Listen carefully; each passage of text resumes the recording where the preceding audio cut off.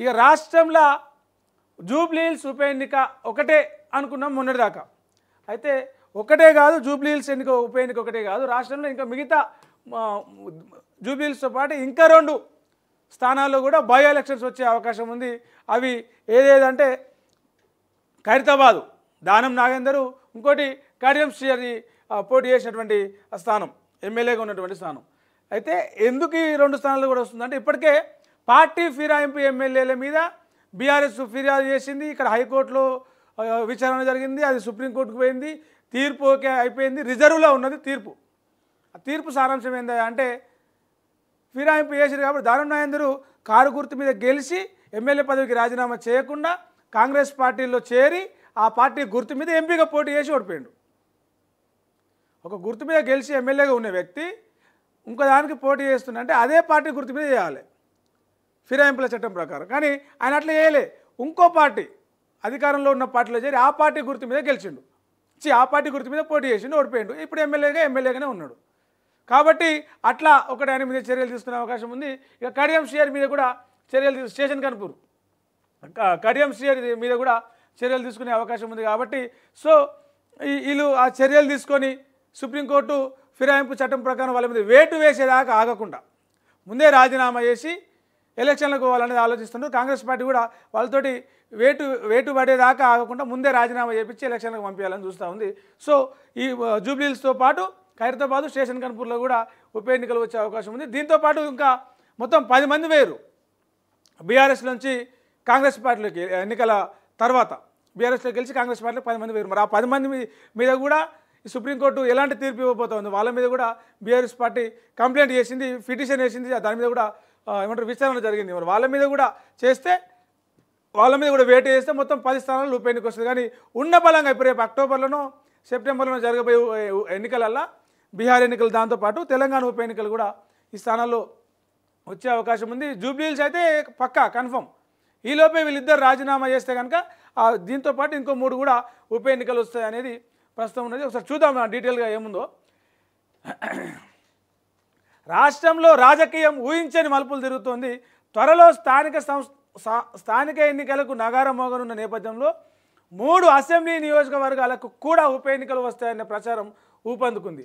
MLA Maganti Gopinath మృతితో ఖాళీ అయిన హైదరాబాద్లోని జూబ్లీహిల్స్ నియోజకవర్గానికి జరిగే ఉప ఎన్నికతో పాటు ఖైరతాబాదు స్టేషన్ కనుపూర్ నియోజకవర్గానికి కూడా ఉప ఎన్నికలు రావచ్చన్న టాపిక్ వినిపిస్తోంది. పార్టీ ఫిరాయించిన బీఆర్ఎస్ ఎమ్మెల్యేలపై ఏ క్షణంలోనైనా సుప్రీంకోర్టు తీర్పు రావచ్చు. ఎందుకంటే బీహార్ ఎన్నికలు ఉన్నాయి కాబట్టి ఒకవేళ ఈలోపే ఈ ఎన్నికల షెడ్యూల్లోనే సుప్రీంకోర్టు పార్టీ ఫిరాయింపుల ఎమ్మెల్యేల మీద తీర్పిస్తే ఆ షెడ్యూల్ అన్నీ ఒకటేసారి చేసుకోవడానికి కేంద్ర ఎన్నికల సంఘానికి కావచ్చు, రాష్ట్ర ఎన్నికల సంఘానికి కావచ్చు ఒక అదేమంటారు అది ఫ్లెక్సిబిలిటీ ఉంటుంది. ఆ ఎన్నికలు అయిపోయినాక ఇస్తే మళ్ళీ ఈడేసులు అన్నిటికీ ఎక్కడెక్కడ ఉప ఎన్నికలు ఉన్నాయో చనిపోయిన వల్ల కావచ్చు, రాజీనామా చేయడం వల్ల కావచ్చు, రకరకాల కారణాలు కావచ్చు ఉప ఎన్నికలు వస్తూ ఉంటాయి. ఇట్లా కేంద్ర ఎన్నికల సంఘం ఏం చేస్తుందంటే ఏదైనా రాష్ట్రంలో ఎన్నికలు జరిగేటప్పుడు ఆ రాష్ట్ర ఎన్నికలతో పాటు వివిధ రాష్ట్రాల్లో ఉన్న ఉప ఎన్నికలకు సంబంధించి అన్నీ కూడా తెలంగాణలో కూడా ఇక్కడిక్కడే జరుగుతాయి, ఏపీలో కూడా ఇక్కడిక్కడ జరుగుతాయి, యూపీలో ఇట్లా జరుగుతాయి, పలానా ప్లేస్లో ఉప ఎన్నిక ఉంది, అది డేట్లో జరుగుతుంది అని చెప్పేసి ఆ రాష్ట్ర ఎన్నికలతో పాటు వరుసగా చేసేస్తుంది. కాబట్టి రేపు అక్టోబర్ సెప్టెంబర్లో ఈ బీహారు ఎన్నికలు ఉన్నాయి కాబట్టి ఆ ఎన్నికలతో పాటు దేశంలో ఎక్కడెక్కడ ఉప ఎన్నికలు ఉన్నాయో అక్కడ చేసేందుకు ప్లాన్ చేస్తుంది. జూబ్లీహిల్స్ది పక్కా కన్ఫర్మ్, అక్కడ ఆ స్థానంలో కూర్చున్న సభ్యుడు చనిపోయింది కాబట్టి అక్కడ జరపాల్సిందే. సో దాంతో పాటే ఈ ఫిరాయింపు ఎమ్మెల్యేల మీద తీర్పు కూడా ఇచ్చేస్తే 3 మీద రాబోతుంది తీర్పు.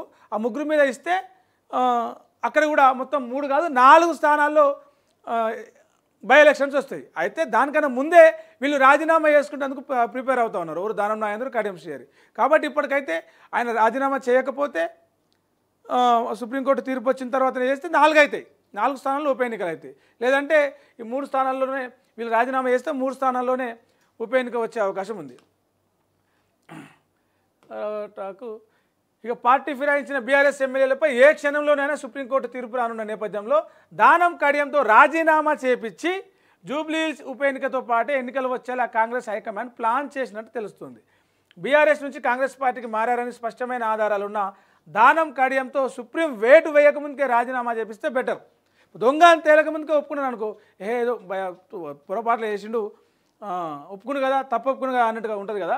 సో వేటు వేయక ముందుకే రాజీనామా చేపిస్తే బెటర్, కొంత నెగిటివిటీని తగ్గించుకోవచ్చు అనేలాగా కాంగ్రెస్ ప్లాన్ చేస్తుంటే దానం నాగేందర్ బీఆర్ఎస్ నుంచి ఎమ్మెల్యేగా గెలిచి లోక్సభ ఎన్నికల్లో సికింద్రాబాద్ నుంచి పోటీ చేయగా కూతురు కావ్యను వరంగల్ ఎంపీ సీటు నుంచి కాంగ్రెస్ పార్టీ తరఫున బరిలోకి దింపిన కడియం ఆమెను గెలిపించుకునే విషయం తెలిసిందే.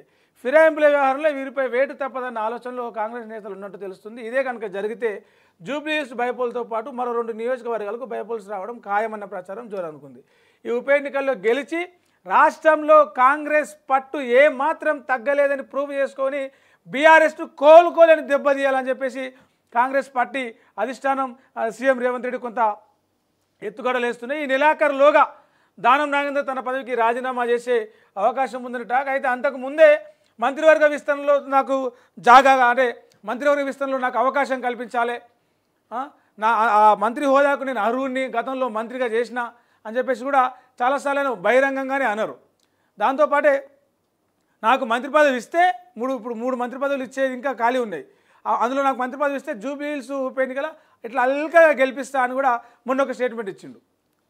అయితే స్టేట్మెంట్ ఇస్తడం పాటు కొంత వార్నింగ్ కూడా ఇస్తారయ్యారు, ఏం సంగతి ఏమనుకుంటారు దానం నాగేందర్ అంటే అని. సో ఆయన చేస్తే మంత్రి హోదాలోనే ఒకవేళ నన్ను కనుక మీరు ఈ రాజీనామా చేసి దీనిలోపే మంత్రి పదవి అనౌన్స్ చేస్తే మంత్రి హోదాలోనే ఉప ఎన్నికలో పోటీ చేస్తా అని చెప్పేసి కూడా ఉప ఎన్నిక వస్తే ఎమ్మెల్యే పదవికి రాజీనామా చేసి మంత్రి హోదాలో మంత్రినిగా ఉన్నా నన్ను గెలిపిస్తే మీకు చాలా వస్తాయని చెప్పేసి నియోజకవర్గంలో ప్రచారం చేసుకొని గెలుస్తా అని చెప్పేసి అటు హైకమాండ్కి ఆయన తరపున వాదన వినిపిస్తూ ఉన్నారంటే. మరి మరోవైపు కడియం శ్రీహరి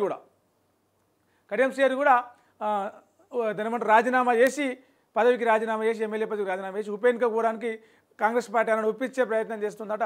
మరి చూడాలి వీళ్ళిద్దరు రాజీనామా అధికారికంగా ఎప్పుడు ప్రకటిస్తే వెంటనే స్పీకర్ ఒప్పుకొని అక్టోబర్ షెడ్యూల్లో ఉప ఎన్నికలు అవుతున్నాయో దాంతోపాటే ఉప ఎన్నిక వచ్చే ఛాన్స్ ఉంది. ఈ ఉప ఎన్నిక కనుక వస్తే జూబ్లీహిల్స్తో పాటు స్టేషన్ గన్పూర్, ఖైరతాబాదు ఉప ఎన్నిక కూడా వస్తే రాబోయే 2029 అసెంబ్లీ ఎన్నికల్లో మీద ఈ ఉప ఎన్నిక ఇంపాక్ట్ అయితే కొంత ఉంటుంది. దాంతోపాటు స్థానిక సంస్థల ఎన్నికల మీద కూడా ఆ ఇంపాక్ట్ అనేది చాలా కనిపిస్తుంది.